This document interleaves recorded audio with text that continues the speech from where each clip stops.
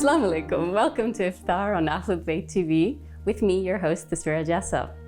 It's finally here, dessert day. I know you've all been craving it. So in my Ramadan, we have these lovely meals. Well, not so heavy because now we're more aware of what we're eating. We're mindful of what we're putting into our bodies. But after we've eaten, we're sitting down and we just want that little something to finish off our meal. So inshallah, today we're going to achieve that. So I'm going to show you two different desserts that will, inshallah, fulfill your craving, but at the same time, it'll still be nutritious for you. So you're adding some goodness back into your body. So what are we making today? Today we are making, we all want to use fruit, and we know in my Ramadan it doesn't get eaten and it sits there and it starts to go brown, our humble banana. And it goes brown and everyone looks at it and think, oh, we don't want to eat it. But there's so much goodness. When they're ripe, there's even more sweetness in the banana than there was to begin with. So we're going to use a humble banana and we're going to make a banana, date, fig, and honey cake. Gosh, that's a mouthful, isn't it? But it's got lots of goodness in it. After we finish with the cake, we're going to do a dessert that's a little bit of a twist on a fruit custard. So stay tuned, stay with me, and find out what sort of a twist is involved in this. It's literally all in one bowl, in one method. For this, I've already measured out 4 ounces of stork. So any butter, soft butter. I've got 4 ounces of butter in here. I've got 6 ounces of dark brown sugar. And I know it's a cake, but I've got wholemeal self-rising flour in here. I'm not putting any plain flour into it, and the kids won't even know. So this isn't one you want to make in front of them for them to look and say, ew. But when they eat it, they're gonna love it. I promise you that. So, as I was saying, I've got the butter, brown sugar, 8 ounces of wholemeal flour, self-rising flour. We're gonna have 4 eggs, 2 overripe bananas that are being saved from the recycling bin. In this plate, we have a pretty good chunk, almost 2-inch chunk of fresh ginger. I know, aren't you shocked? We're not putting any powder, no ginger powder, nothing in there. We're gonna use fresh ginger, which is gonna add a whole new dimension to our cake. I've got a big teaspoon of cinnamon, half a teaspoon of baking powder, baking soda, and a pinch of salt. And our star ingredient in our cake is I've got 7 dates and 7 figs. I've used medjool dates. They're de-seeded and I've just chopped them into 6 pieces each. So the figs and the dates, I've chopped them into 6 small pieces each. And honey, of course. So let's get started on our cake. Okay, so I'm adding the sugar into the bowl with the butter. And we're just going to keep on blending this until the color changes a bit. So it takes just a couple of minutes. And we're just going to move the bowl around. Now, if you have a stand-up mixer, you can do it in that. I'm used to making cakes with a hand mixer. That's why I use it. But you can see how it's all coming together and the color is beginning to change a little bit already. Okay, before I add the eggs in, you can see now that the color has changed to a very light brown almond color from the dark brown that we had. And the eggs, although they're in a bowl, I'm gonna try and add them in one at a time.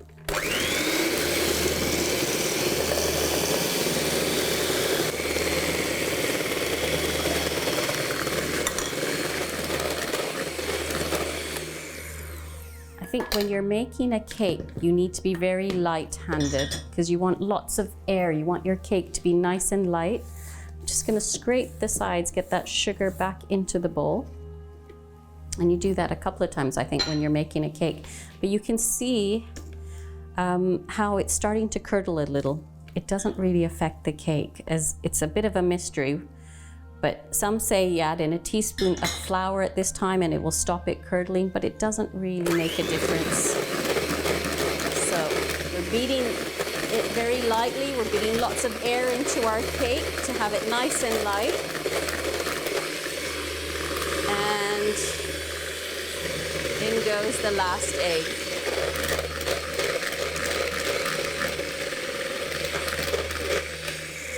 Now that takes no more than a couple of minutes. And the bowl that I've used, all I'm gonna do is I'm going to peel my banana and we're gonna mash it straight into the bowl. Because it's overripe, it's not gonna take any strength at all. So with a fork, we're just gonna mash that up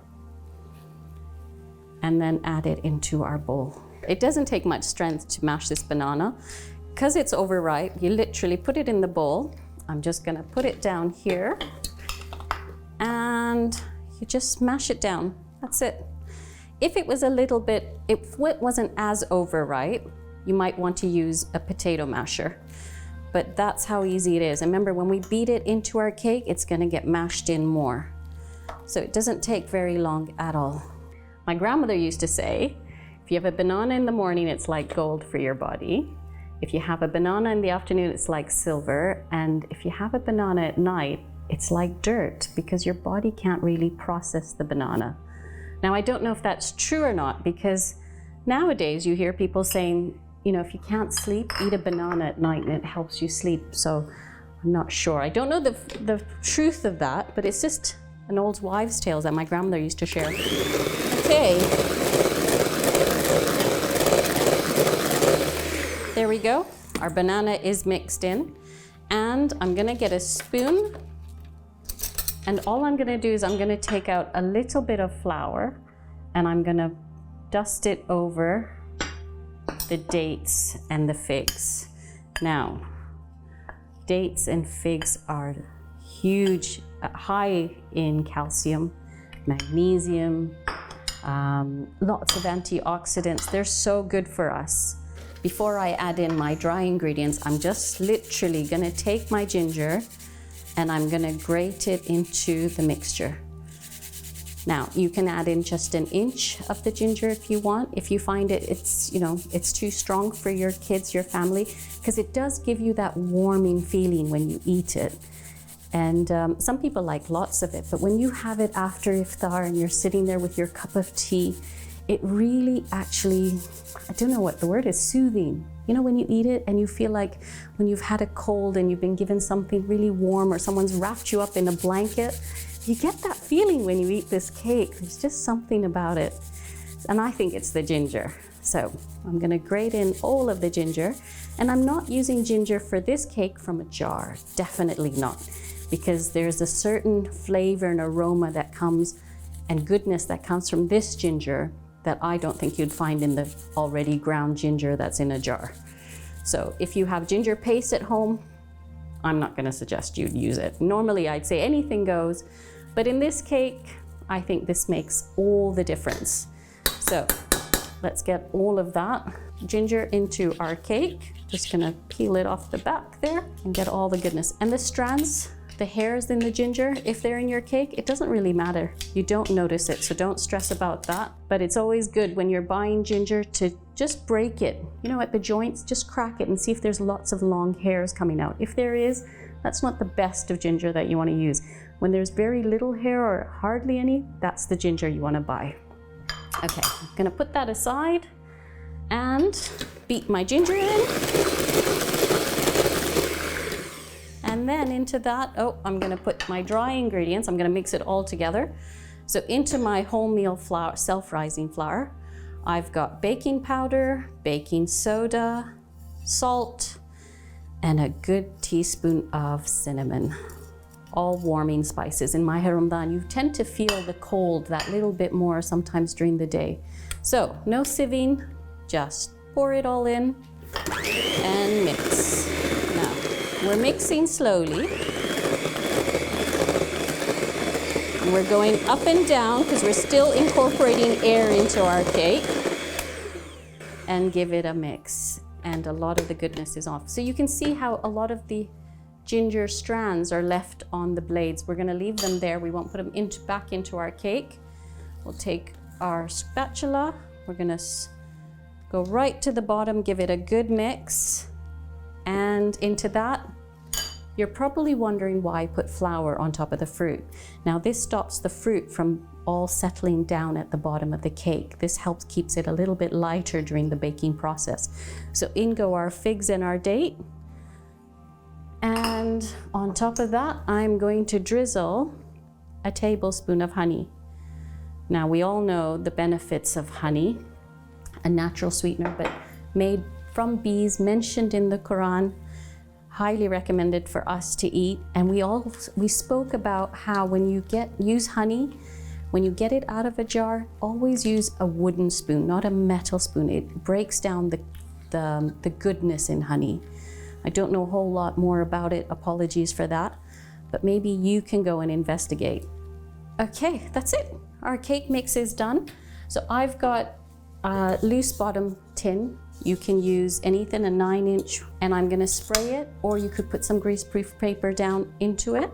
And it's gonna go into a hot oven at 180 degrees for about 25-30 minutes. Okay, I've greased my tin, and in goes the mixture. And you can see that the figs and the dates are dispersed in it. And good to the last drop. So we've got everything in. Always try and be as light-handed as possible, just to keep our cake nice and light. And then I'm just gonna give it a bang so it cooks evenly when it comes out. And on top, my children, unfortunately, a couple of my children are allergic to nuts. So I tend to use seeds. Here I've got a mix of sesame seeds, some flax seed, pumpkin seed, and sunflower seed to go on top. Sunflower seeds contain loads of calcium, so they're so good. I pile it on the top. It's almost like the icing. So instead of actually icing the cake, I'm icing it with the mixed seeds. Now, if you would like to, you can use walnuts. So have chopped walnuts inside your cake and decorate the top of your cake with the walnuts as well. You can see I'm using a generous amount of nuts, only because it's going into my kids. My kids are gonna eat this. The more I put on top, the more goodness that they're going to be absorbing. There we go. And a nice mixture always makes it look really pretty. You could stick to just one, maybe sunflower seeds or pumpkin seeds, or just sesame seeds, it's up to you. Now we're gonna put this in the oven at 180 degrees for about 30 minutes. Okay, so for our second dessert, we're now, remember I said a twist on a fruit custard? Well, it's more of a fruit creme brulee. Doesn't that sound even better? So for that, we're gonna go for exotic fruits. I've got a papaya here. I'm not sure if everyone knows how to cut a papaya. So I'll start it with you and then I'll finish it, and we're gonna cut it into bite-sized pieces and put it into our bowl. So a papaya, sorry, I didn't even start, but you wanna find one that's a bit ripe. If it's all green and it's really hard, it's not ripe to eat. So sometimes when you buy the papaya, you wanna keep it in the house for a few days, and you'll see that bits of it are going soft. It's a little bit hard on the top. It's starting to get ripe. You can see the difference in the color. So another 2 days for this one, it would have been just perfect, but it's still usable. Now, we cut through it going all the way around like we did with our avocado, but there's no stone inside. It's actually very soft. And inside, there's all these beautiful black seeds. It's absolutely gorgeous as a fruit. Now, papaya is actually a natural laxative. So if anybody has problems in Maha Ramadan, they're not getting enough fiber into their diet, papaya is one of the fruits that actually is really good to eat every single day. And all we need to do is we scoop out the seeds with the veins bits that they're stuck to, and that's it. That's how easy it is to clean a papaya ready to eat. Now in Africa, when I was there, my father-in-law, my mother-in-law, my father used to bring this from the market. We used to have papaya every single day, and I could probably say, bless him, it was 365 days a year. There was papaya on the table every single day. And the sweetness of that papaya, subhanAllah, was just amazing.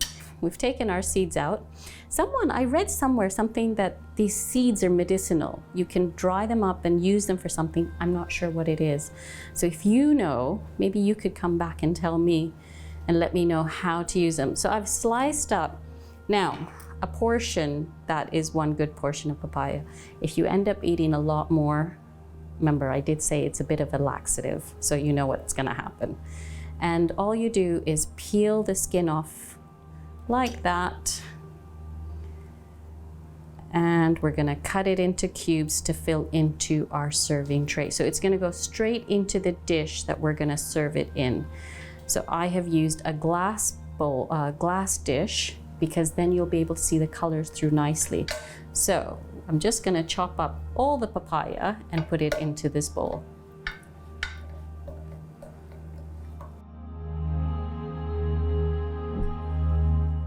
For our fruit creme brulee, we've got papayas on the bottom and pomegranates. Now, we have been told over and over and over again, the goodness in the pomegranate. They're an antioxidant, they're so healthy, they're so good for us. The color, just, it makes you want to eat it in everything with anything. And I remember there was I think it's a hadith, don't quote me, I'm not sure, but I remember reading that when the Prophet, Imam Ali, when they used to have a pomegranate, this is one fruit, however big-hearted they are, they didn't really like to share the pomegranate because there was one seed in there that was from Jannah. So this fruit is known as the fruit of Jannah, for the fruit of the heavens. And one seed in every pomegranate is said to be from Jannah itself. So the next time you eat a pomegranate, eat it all by yourself. Inshallah, you will be blessed with that one seed as well. I have just literally drizzled on pomegranates onto the papaya, and that's our base done. So now let's make the topping. For the topping, I've got one large container of custard, to which I am adding 2 tubs of mascarpone. Mascarpone is an Italian type cheese, and this cheese is quite similar to cream cheese, except it's got a higher fat content. I know, that doesn't sound like it's too good for you, does it? But we've made up for it by putting all that fruit into our base, remember? And to add our exotic flavor, I have passion fruit. So first I'm gonna beat this into it. I'm gonna beat the mascarpone into the custard.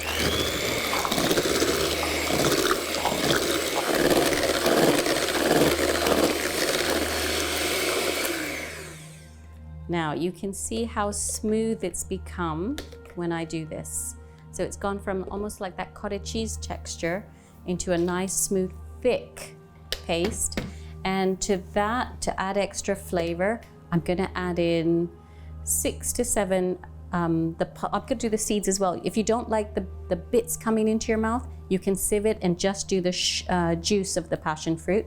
So we're pouring that straight in, and I'm going to mix it very gently into our mixture. We don't want to break the seeds up.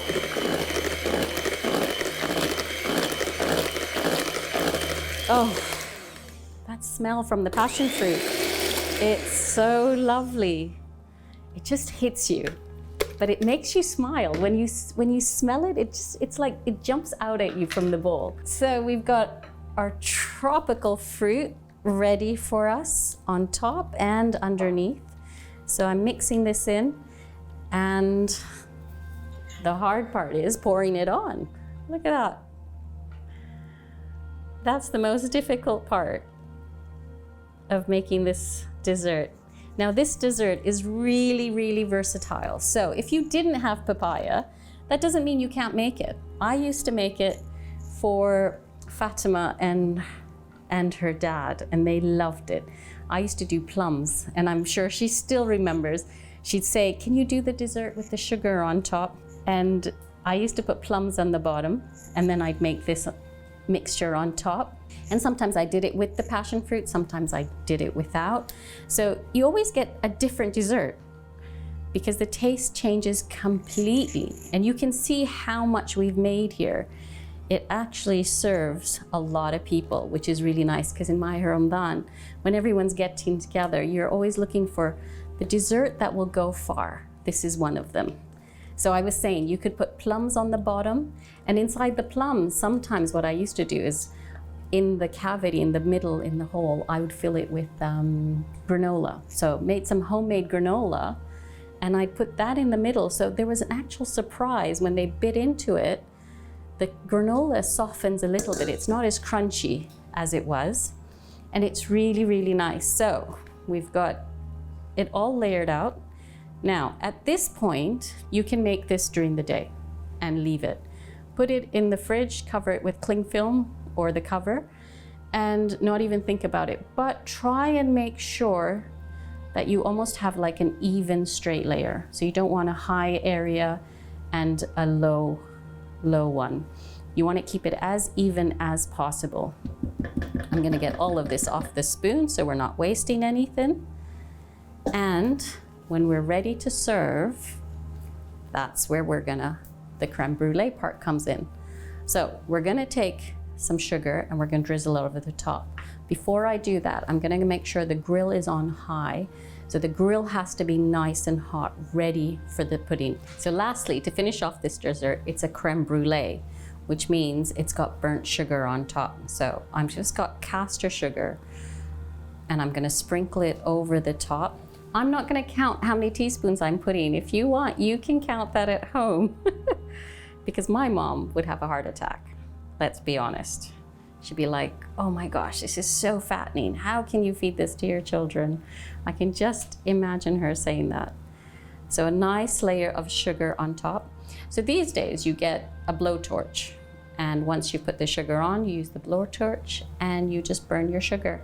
But in the old days, the old-fashioned way is doing it is under the grill. So I have preheated my grill. It's nice and red and it's hot. And as soon as the heat hits the sugar, it'll start to caramelize. And the smell that will fill this kitchen, it's just, can you imagine, we've got ginger going on and we're gonna have caramelized sugar. It's not the place you wanna be in Maha Ramadan, but you also don't wanna leave because just that feeling of comfort is phenomenal. And sometimes when you see this, that feeling of comfort makes you think of Allah. So who created you, why He put you here, and gets you thinking of all these things. So I've got a nice layer of sugar. It's going straight under the grill for a couple of minutes. Don't leave it in there. Stand near your grill because it doesn't take very long to caramelize.